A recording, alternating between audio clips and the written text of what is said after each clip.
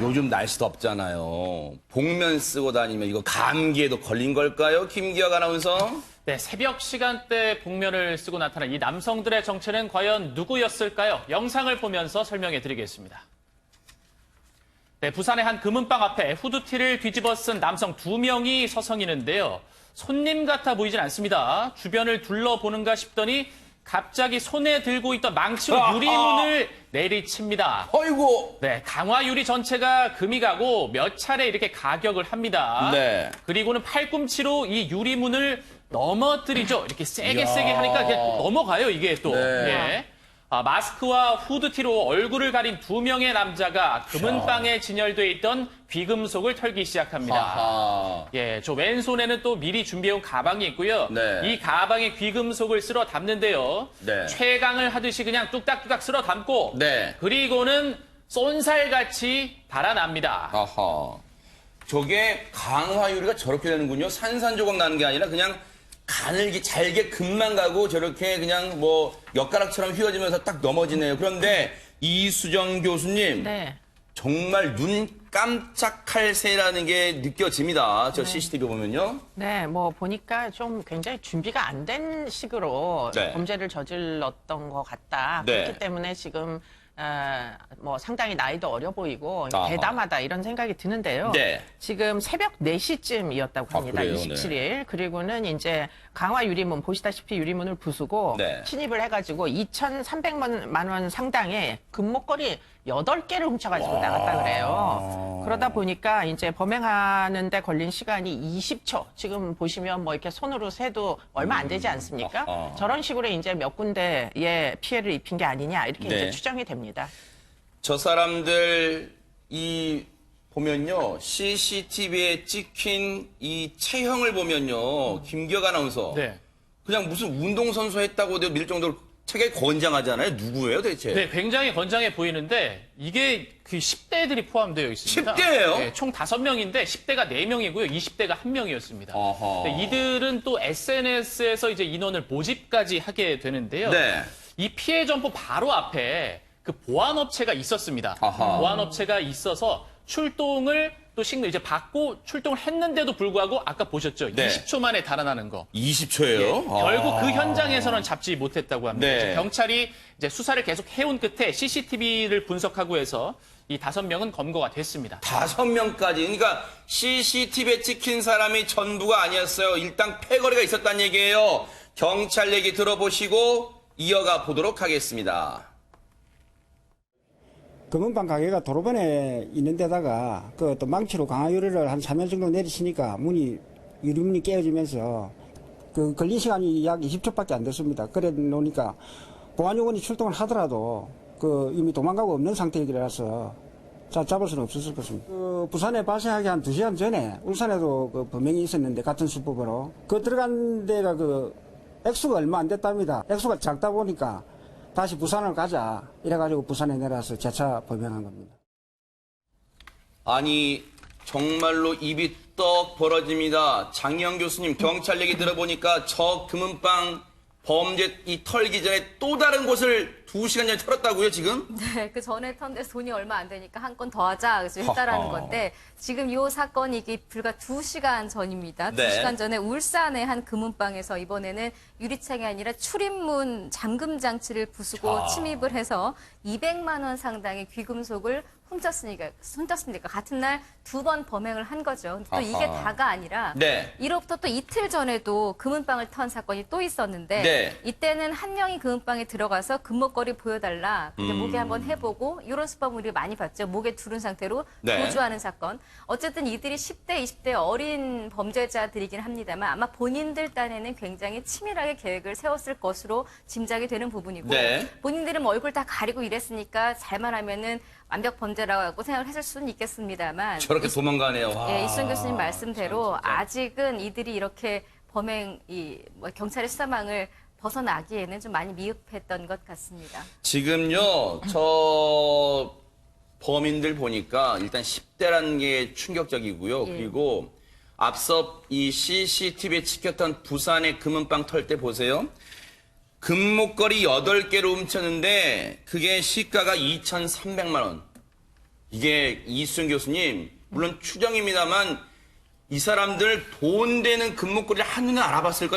8개 훔쳤는데 2,300만 원이에요. 글쎄, 지금 이제 이들이 5명이라고 합니다. 네. 근데 그 중에 3살 된 사람이 있어요. 아. 이 사람의 주도에 의해 가지고 나머지 10대들은 뭐 19살 뭐 이 정도 되는 애들인 것 같은데 네. 문제는 아마도 이 중에는 전과가 꽤 진행이 많이 된 친구가 있기 때문에 그래요. 그런 이제 친구들의 리드에 따라 가지고 대포차도 사용을 했다고 하거든요. 그렇기 때문에 이 5명이 역할을 나눈 다음에 누군가가 대포차에 타고 있고 준비를 하고 있고 도주 준비를 그리고 나머지가 저렇게 무슨 뭐 앞에서 이제 나서 가지고 뭐 깨고 부시고 훔쳐가는 이런 이제 역할 분담을 했던 것 같습니다. 네. 그리고 나서는 경찰 추적을 따돌리기 위해 가지고 나중에는 이 대포차를 없애기까지 했다고 해요. 네. 그러니까 나름대로 도주를 하는 경로나 또는 뭐 증거를 없애기 위한 노력 이런 것들이 준비가 됐다 이렇게 봐야 되겠죠. 이게요, 지금 수법을 들어보니까 범죄 영화,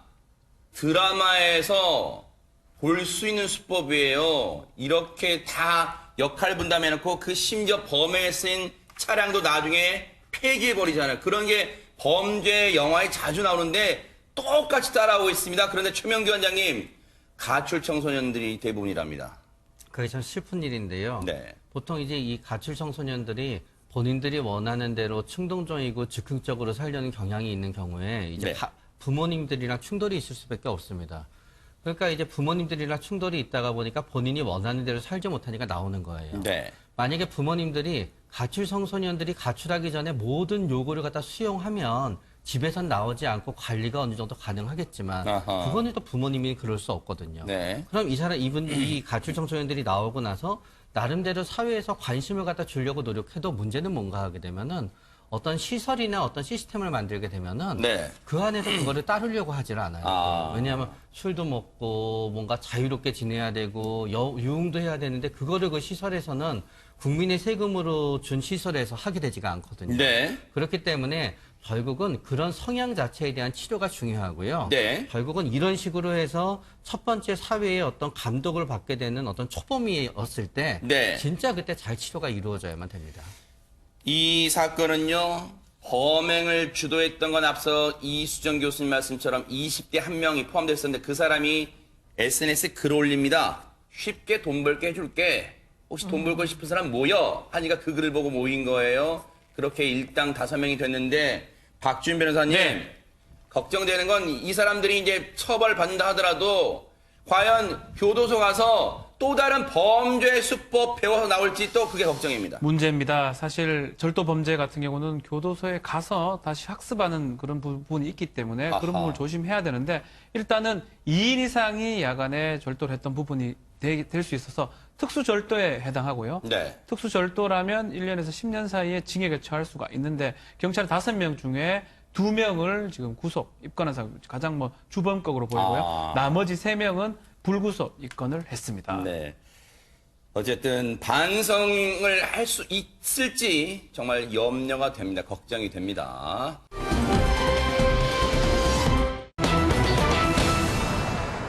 고생을 하고 사회로 복귀를 할 때 대부분 응원해주거나 환영할 거예요. 그런데 전혀 환영받지 못한 사람이 있답니다. 박준 변호사님. 네, 어제 오전 10시 수원지방법원이었습니다.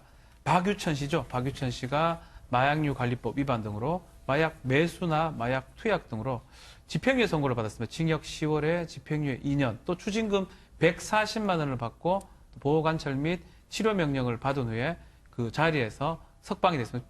결국은 지난 4월 달에 구속이 돼서 2개월 정도 구치소에 있다가 지금 석방이 된 상황입니다. 네.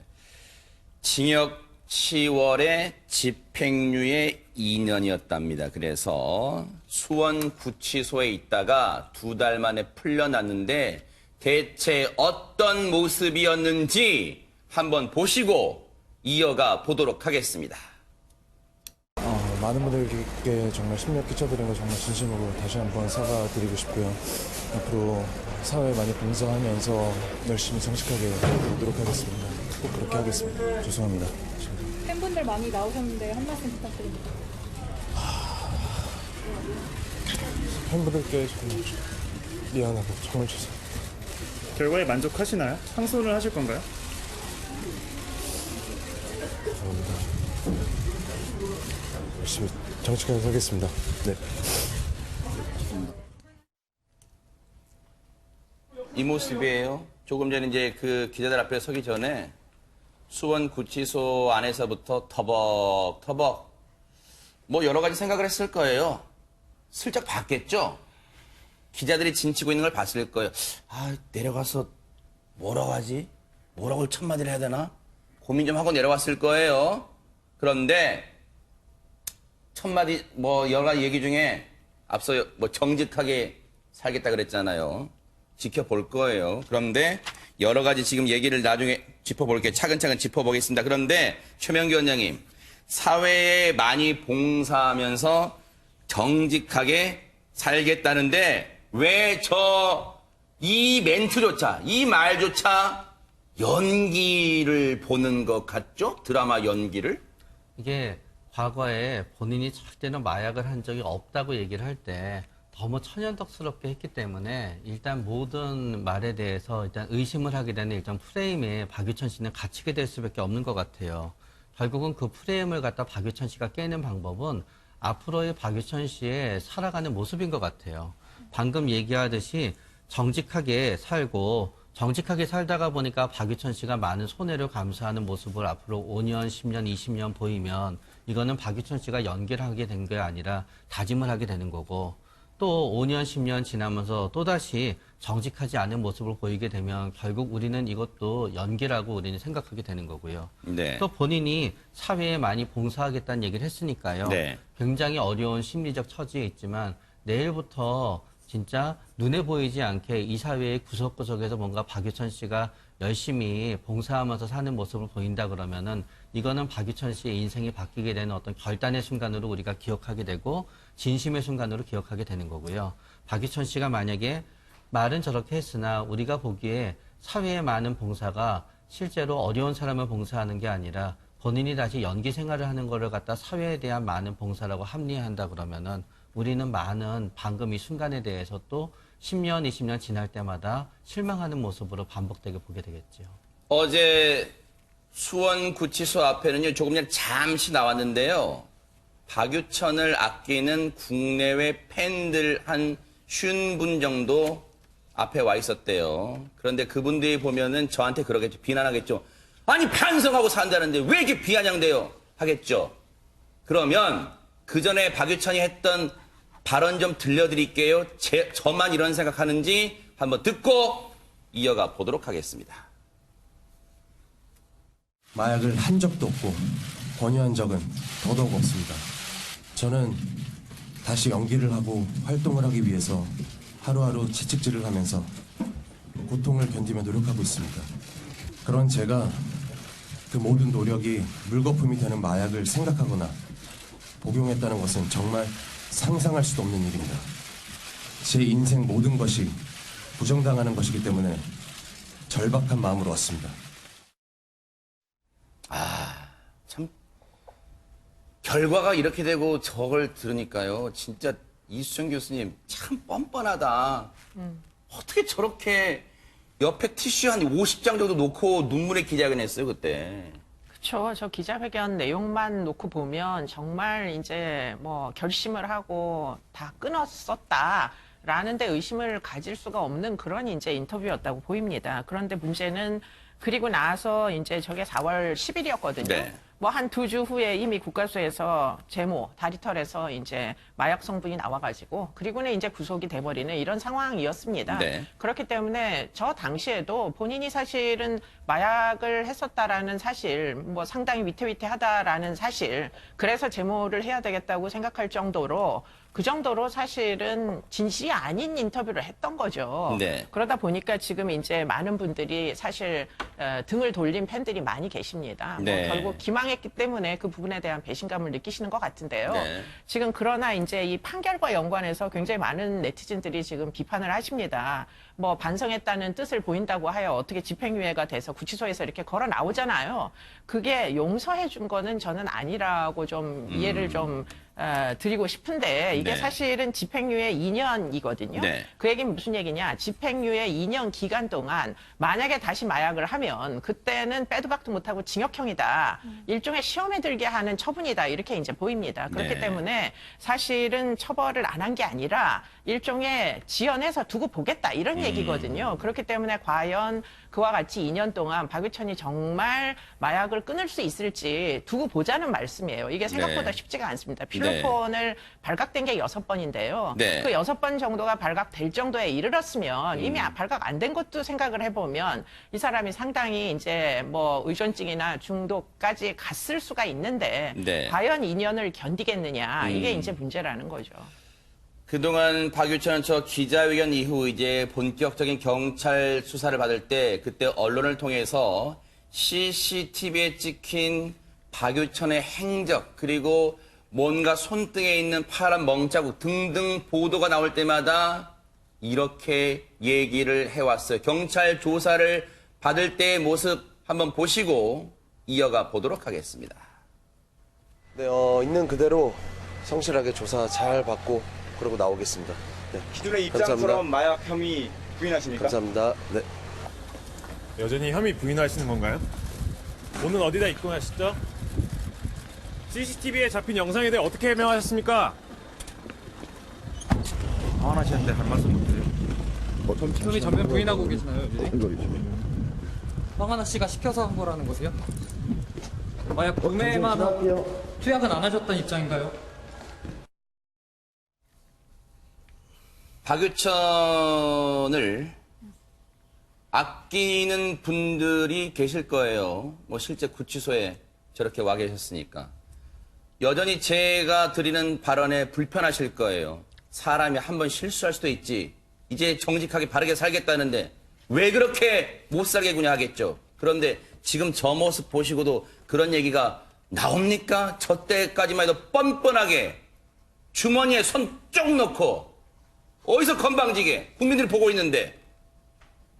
장희영 교수님 말씀하시죠. 빼도 박도 못하는 증거가 나온 이후에 눈물을 흘리며 죄송하다라고 말을 하긴 했습니다만 그 이전까지 너무나 많은 거짓말을 해왔기 때문에 지금의 여론이 아마 형성되지 않았나 싶은데 최초에 염색이나 제모 부분에 대해서 혹시 마약을 한 것 때문에 그거 검출 안 되려고 저렇게 한 거 아니냐라는 의혹이 제기됐을 때는 나는 원래 공연 전에 주기적으로 탈색을 하고 염색을 한다라는 해명을 했었고요. 그 당시에는 저건 솔직히 반은 해명일 수도 있어요. 근데 이제 그 이후에 손등에 바늘 자국 같은 것이 카메라에 포착이 되니까 모 기자가 이제 그 부분에 대해서 의혹을 제기했었죠. 그때는 또다시 수개월 전에 다친 것이다라고 말을 하고는 다음에 경찰에 출석할 때 주머니에 손을 넣음으로써 마치 주석 자국을 가리는 듯한 모습을 보였습니다. 네. 한편에는 건방져 보이기도 했겠습니다만 네. 그 이후에 마약 거래를 한 CCTV가 공개가 됐을 때는 황하나의 부탁으로 입금을 한 것이다라고 여기서부터는 좀 누가 봐도 이건 변명이 좀 지나치다 싶었죠. 가장 과했던 건 그거죠. 마약 양성 반응이 드디어 나왔습니다. 근데 그때 참 이것도 역사에 남을 말인 것 같은데 이 마약이 어떻게 내 체내에 들어갔는지 모르겠다. 여기서부터는 혹시 본인 스스로 와, 최면을 완전 이건 진짜 걸고 대박이네요, 진짜. 맞아요. 본인 스스로 최면을 걸고 있는 거 아닌가 아니면 사고가 조금 정상적인 범주를 벗어났다라는 생각이 들었었고 그 이후에 마약 판매상과 SNS로 나눴던 대화 내용이 공개가 됐습니다. 네. 그때는 심지어 이거 내 계정이 아니다라고까지 완전 진짜 대박이에요, 완전 진짜. 부인을 했었어요. 근데 어쩔 수 없이 마약 양성보도 나오고 나서 참. 바로 경찰이 사전 구속영장 신청하고 이게 쭉 이제 전개가 되다 보니 이제 결국 마지막에 눈물을 흘리면서 이러이러했다. 내 연예인 인생 끝나는 줄 알았다라고 눈물로 이제 호소를 하는 지경까지 갔죠. 너무나 긴 시간 거짓말을 해왔기 때문에 아마도 지금 일부 팬들이 있겠습니다만 많은 분들은 형량 자체에도 부정적인 의견을 피력하고 있지 않나 싶습니다. 1차 공판 당시 법정에서도 박유천 눈물을 흘렸어요. 제가 이거 하나 읽어드리고 우리 최명규 원장님 말씀 좀 들어볼게요. 1차 공판 때 최후 진술을 하라고 이 재판장이 허락을 해줬더니 뭐라고 하는지 들어보세요. 가족들의 눈물을 흘리는 모습을 보고 내가 큰 죄를 지었구나 느낍니다. 마지막까지 믿어주셨던 분들에게 죄송합니다. 구치소에서 있어 보니까 자유라는 소중함을 절실히 느꼈습니다. 앞으로 누릴 수 있는 최소한의 자유를 잃지 않도록 잘 살겠습니다라고 반성문을 읽으면서 눈물을 흘렸답니다. 최명기 원장님. 저는 눈물보다는 저 박유천 씨의 저 수척한 얼굴이 어쩌면은 판사님한테는 더욱더 와닿았을 것 같아요. 결국은 사람이 하는 말보다 그 분위기라든가 그 사람의 모습이 그 사람이 얼마나 힘든가를 그때 나타내 주거든요. 근데 박유천 씨 사건을 보면서 제가 생각하게 되는 거는 사실은 우리 또한 인생을 살면서 박유천 씨가 겪었던 딜레마 같은 상황에 놓이게 됩니다. 박유천 씨는 예를 들어서 진짜 구속만은 피하고 싶었거든요. 네. 그러다 보니까 어떤 생각을 하게 되냐면은 어차피 마약을 한 게 들통나게 되면은 다 똑같아. 그러니까 어떻게든 피하자고 했지만 결과를 놓고 보면은 네. 마약을 한 게 들통이 났지만 네. 차이가 있는 거예요. 거짓말을 하지 않았더라면 만약에 그 기자회견에서 내가 차라리 마약했다는 것을 밝히고 그동안 용기가 없어서 네. 못 밝혔습니다라고 본인이 스스로 들어갔더라면 네. 결국은 무조건 나쁜 거를 피하려고 하다가 보니까 최악을 선택하게 된 거죠. 네. 그래서 박유천 씨도 앞으로 인생을 살면서 그런 일이 없었으면 좋겠고 우리도 여기에서 또 배워야 되는 교훈이 있는 것 같습니다. 그 박유천 관련 장면 하나 마지막으로 이거 하나 보여드릴게요. 검찰에 송치될 때 그 장면 한번 보시고 얘기를 이어가 보도록 하겠습니다. 어떤 모습이었는지. 네. 검사 결과 양성 나오셨는데 아직도 최약팀이 부인하십니까? 황하나 씨가 모든 일을 끝났다고 생각하세요? 영장 심판 혐의 인정하셨습니까? 팬들한테 할 말 없으시나요? 한 말씀만 해주시죠. 거짓말을 하게 돼서 그 부분 너무 많은 분들께 진심으로 죄송하다는 말씀 하고 싶었고요. 깊이 반성하고 있고 제가 벌 받아야 될 부분은 잘 벌 받고 그러고 반성하면서 살겠습니다. 너무 진심으로 죄송합니다. 혹시 뭐 구속되고 나서 좀 심정 변화가 생기신 건가요? 혐의를 갑자기 인정하셨는데. 황하나 씨랑 진술이 엇갈리는데 여기 어떻게 하셨나요? 이 모습은요, 영장심사 받고 나서 했던 모습이에요. 보세요. 계속해서 더 다른 거 보여드릴게요. 이 모습이에요. 보세요. 하늘을 올려다보면서, 야, 참, 진짜 연기 잘하네요, 진짜.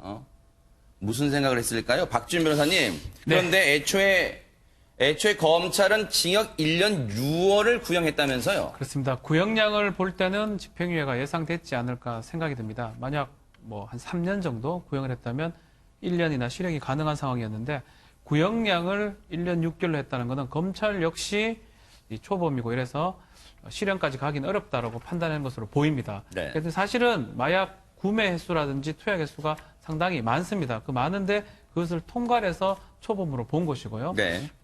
좀 전에 이수영 교수가 조금 언급을 했지만 이게 집행유예 나왔다 해가지고 많이 봐줬다고 보기엔 좀 어려워요. 이 마약 범죄, 특히 힐로폰 마약 투약은 상습적으로 재범이 될 가능성이 아주 높은 범죄입니다. 그렇기 때문에 집행유예 기간 동안 만약에 마약 투약을 한다면 가중돼서 다음에는 반드시 실형이 될 가능성이 높기 때문에 아마 재판부 고민과 고민 끝에 재사회화, 치료 명령하고 보호 관찰을 붙이면서 집행유예를 한 것으로 보이고요.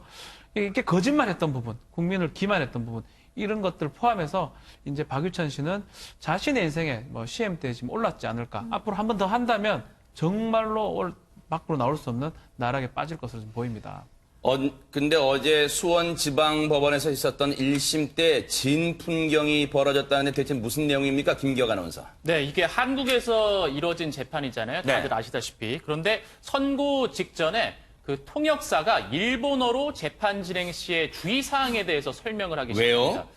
왜 그런 거 하니? 그 아까 말씀하셨듯이 이 법정 앞에는 한 50명에서 60명 정도의 팬들이 있었는데 이 팬들 중에 일본 사람들이 있었기 때문이에요. 아, 일본 팬들이 있었어요? 예, 맞습니다. 아. 그래서 한국어로도 주의사항을 얘기하고 일본어로도 주의사항을 얘기한 건데 어쨌든 박유천 씨에 대해서 선고를 하고 실형이 면해지자 이 팬들 중에는 또 눈물을 흘리는 팬들도 있었다고 합니다. 박준 변호사님도 뭐 이제 이 방송도 방송이지만 재판도 이제 본업이신 재판도 많이 이제 하시잖아요. 직업이니까요. 네. 근데 이런 경우 보셨어요? 못 봤죠. 뭐 공개 재판이라고 한다 하더라도 이 재판정에 가족들이나 일부만 참석을 하지 많은 사람들이 참석하지 않습니다. 그런데 이 한류 스타다 보니까 외국인들이 참석을 했고 공개 재판이기 때문에 나가라고 할 수는 없는 거거든요. 아, 그래요? 뭐 비공개로 한다면 모르겠지만 아. 그런 상황이었기 때문에 이 재판의 주의사항을 아마 예외적으로 아마 고용을 한 것 같아요. 와서 일본말로, 뭐 중국 사람 왔으면 또 중국말로 했지 않을까 아하. 생각이 듭니다. 자신을 위해서 실형을 면하게 됐다고 눈물까지 흘려준 팬들이 있었어요. 그 팬들한테 장희영 교수님 뭐라고 했습니까? 박유천은. 앞서 우리 인터뷰 잠깐 나왔죠. 울먹이면서 팬들에게 죄송하다, 미안하다는 이야기를 했는데 앵커님이 워낙 좀 강하게 비난을 하시니까 제가 오히려 조금 더 그래도 좀 이렇게 조금 뭐라 그럴까요? 기대를 걸고 싶은 이야기를 하고 싶은 것은 네.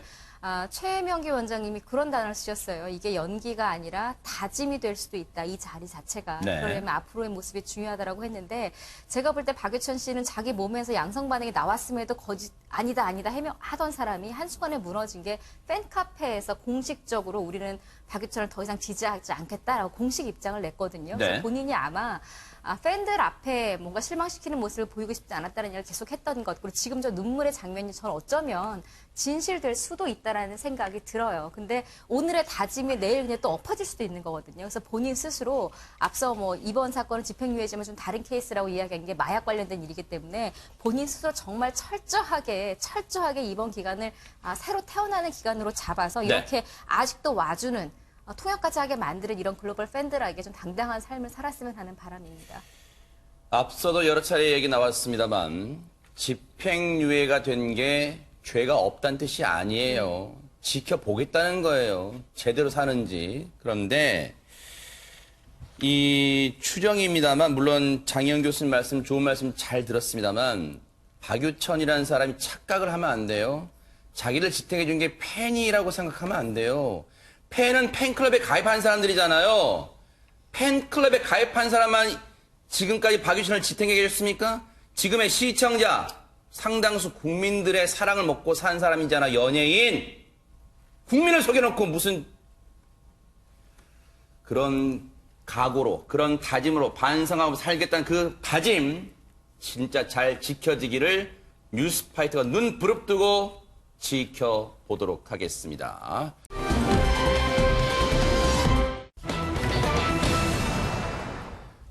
도로를 다닐 때요, 뭔가 이상한 모습의 차량들, 그 차량을 본다면 여러분은 어떻게 하시겠습니까? 김기혁 아나운서. 네, 저도 참 희한한 게 이제 처음 본 차량의 모습이었는데요. 네. 여러분도 영상으로 함께 보시면서 제가 설명을 해드리겠습니다. 그 정도였어요? 한번 볼게요. 네. 네, 6월의 어느 주말 나들이를 나선 블랙박스 차량이 운전을 하던 중에 특이한 차량을 발견하는데 어떤 번호판이 점이요? 네. 양쪽이 접혀 있어요. 아, 접힌 거예요? 네, 양쪽 끝이 접혀 있어요. 그러니까 번호가 잘 안 보이게 접혀 있어요. 네. 이때 이제 신고를 하고 경찰이 출동을 했는데 달아나죠. 네. 뭔가 의심이 확심으로 변합니다. 이제 고속도로까지 아이고. 진입을 하면서 추격전이 시작되는데 네. 이 차량은 요리조리 아주 그냥 아이고, 아찔한 아슬아슬해요. 추격전을 펼치고 있고. 고개 운전하네, 네네. 자, 이제 블랙박스 차량이 앞쪽에서 차선을 가로막으면서 저 뒤에 빨간색 안의 차를 막기 위해서 주변 차를 정차시킵니다. 네. 그리고 이 운전하던 운전자, 그리고 옆에 있던 동승자까지 나서서 이 차량을 막 검거하려고 합니다. 이제 네. 경찰인지 아닌지 네. 몰라요. 네, 함께 출동한 경찰이 나서서 이 두 사람을 검거를 하게 됩니다. 네. 지금 저 차량에 지금 누가 타고 있었는가 저희가 잠시 뒤에 얘기를 해볼게요. 그런데 이수정 교수님. 네. 일반 차량이 뒤에 번호판이 이렇게 접혀 있는 거 뭐 전 난생 처음 봤어요, 진짜. 글쎄 번호판을 가려놓은 주차해놓고 이제 불법 주차해놓고 가린 거는 많이 봤는데 네. 저렇게 번호판이 아예 접혀 있는 건 전 처음 봤습니다. 네. 그래서 결국에는 이렇게 번호판을 알리면 안 되겠다는 무슨 고의가 있지 않는 이상 이렇게 할 리가 없죠. 그러니까 범행에 사용됐거나 네. 아니면 범행을 저지르려고 하는 사람의 차량이다 이렇게 추정할 수밖에 없죠. 뭔가 구린 데가 있으니까 저렇게 접었겠죠. 그런데 어쨌든 법적으로는 저게 불법이잖아요. 자동차 관리법에 따르면 자동차 번호판에 식별을 곤란하게 했을 때 처벌을 할 수 있도록 돼 있습니다. 만약 고의적으로 했다면 처벌이 되는데요.